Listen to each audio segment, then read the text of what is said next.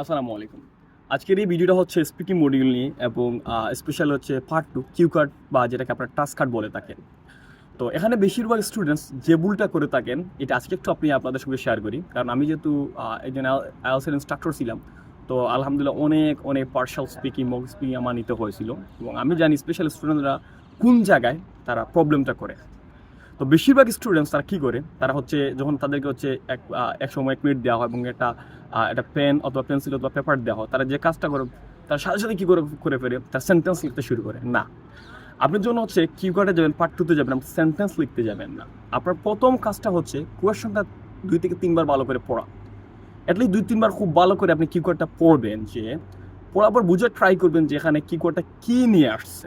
Q কার্ডটা if you don't understand what is actually being asked, আপনি তাহলে 2 minute কী কথা বলবেন? You have to understand what is actually being asked, then take notes if you wish. তো প্রথমে কোয়েশনটা খুব ভালো করে পড়বেন, এরপর আপনার জিনিসটা করতে হবে, বুঝতে হবে যে এটা কোন টেন্সে আসছে। সব থেকে বড় মিস্টেক্স স্টুডেন্টস তারা করে এটা হচ্ছে গিয়ে তারা টেন্সটা বুঝে না। আগে কোয়েশন বুঝার পরে আপনি বুঝতে হবে যে কোয়েশনটা আসলে কোন টেন্সে আসছে, এটা প্রেজেন্টে, পাস্টে, ফিউচারে, কোন টেন্সে আসছে টেন্সটা আগে ভালো করে বুঝতে হবে। আপনি যদি টেন্সটা না বুঝেন, ধরেন আপনার আসলে যে describe a time when you visited a natural place, এটা কোন টেন্সে আছে? অবশ্যই পাস্ট টেন্সে। তো আপনি সম্পূর্ণ ফিউচার অথবা প্রেজেন্ট টেন্সে বললেন, তাহলে কি আপনি মনে করেন যে গ্রামাটিক্যাল রেঞ্জ ইন একুইসে আপনি এটা ভালো স্কোর পাবেন? Absolutely not. আপনি এটা ইউ ক্যানট এক্সপেক্ট দ্যাট, আপনি আশাও করতে পারেন না। সো আপনাকে বুঝতে হবে যে এটা কোন টেন্সে আসছে, এটা বুঝে ট্রাই করবেন। আচ্ছা, টেন্সটা বুঝার পরে আপনি কী করবেন, যদি সময় থাকে, স্টিল কিছু সেকেন্ডস থাকে, আপনি বুলেট পয়েন্টসগুলো খুব ভালো করে পড়বেন। তো বুলেট পয়েন্টস পড়ার পরে আপনি কিওয়ার্ডস দিবেন, ওকে, সেন্টেন্স লিখবেন না। You can take keywords, not sentences. আপনি সেন্টেন্স না লিখে আপনি কিওয়ার্ডস দিবেন। কিওয়ার্ড এমন কিওয়ার্ডস দিবেন যে কিওয়ার্ডসগুলো দেখার পরে আপনি অ্যাটলিস্ট 2 মিনিট কথা বলতে পারবেন। আচ্ছা, শুরুটা কীভাবে করবেন আমি আপনাদেরকে বলি। প্রথমে একটা কিওয়ার্ডের ক্ষেত্রে আপনি যে ডিরেক্ট স্টার্ট করতে পারেন, অথবা আপনি একটা ইন্ট্রোডাকশন দিতে পারেন। যেহেতু ইংলিশে 2 মিনিট কথা বলা আমাদের যে অনেকের জন্য একটু বিশাল টাফ, তো আপনি যে ইন্ট্রোডাকশন দিতে পারেন টু বাই সাম টাইম। এরপরে যে বুলেট পয়েন্টস যেগুলো আছে এগুলো হচ্ছে আপনি একটা পর একটা বলতে থাকবেন।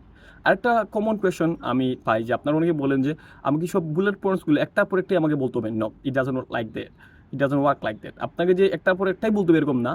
আপনি তার কী করতে পারেন, আপনি চেঞ্জ করতে পারেন, ফিউচারের সামনে নিতে পারেন, বাট এই টপিকের উপরে কথা বলার ট্রাই করবেন যে আপনার রেলেভেন্ট কথা বলবেন এই জিনিসগুলো।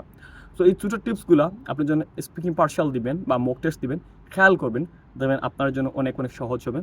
কী বললাম আবার বলতেছি, টেন্সের প্রতি খেয়াল করবেন, কোয়েশনটা ভালো করে বুঝে ট্রাই করবেন, কোয়েশনটা ভালো করে পড়বেন, আর হচ্ছে সিলি মিস্টেক্সগুলো কম করবেন। স্পেশালি আপনারা যে বারবার করেন যে subject third person singular number, অবশ্যই আমরা জানি বারবার সাথে এস বাই এস, এগুলো অনেক আপনারা বুঝছেন না। বারবার ফর্মগুলো ঠিকঠাক করে হচ্ছে ইউজ করবেন এবং আস্তে আস্তে কথা বলবেন, স্পিডে কথা বলবে না। Try to speak naturally, try to speak slowly. আবার এত স্লো কথা বলতে যাবেন আবার yes I think, no, it doesn't like that, এরকম না। আস্তে আস্তে কথা বলেন, ন্যাচারালি কথা বলেন, তবে ইনশাল্লাহ স্পিক আপনি এটা ভালো স্কোর করবেন। ওকে, সবার জন্য শুভকামনা রইল। Wish all the best. Thank you so much for watching.